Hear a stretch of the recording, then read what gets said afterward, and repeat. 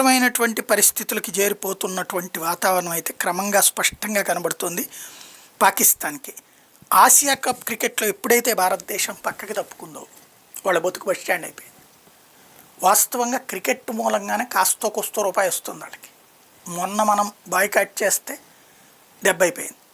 ఇప్పుడు మళ్ళీ ఆసియా కప్పే రద్దు అవుతుందా లేదు మిగతా వాళ్ళతో జరుగుతుందంటే మనం లేని మ్యాచ్లు రక్తిగట్టం.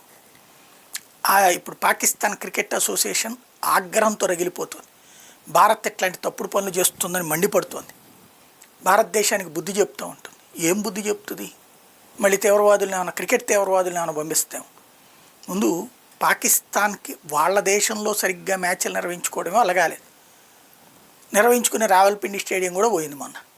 ఆ పిఎస్ఎల్ మ్యాచ్లు తీసుకెళ్ళి దుబాయ్లో పెడతానంటే వాళ్ళు కూడా బొమ్మను మన చివరికి ఇస్లామాబాద్లోనే ఎక్కడ పెట్టుకోవాల్సిన పరిస్థితి వచ్చింది. అట్లాంటి సిచ్యువేషన్లో ఏం జరుగుతుంది అంటే వాళ్ళ గురించి మనం పట్టించుకోవాల్సిన సిటీ లేదు.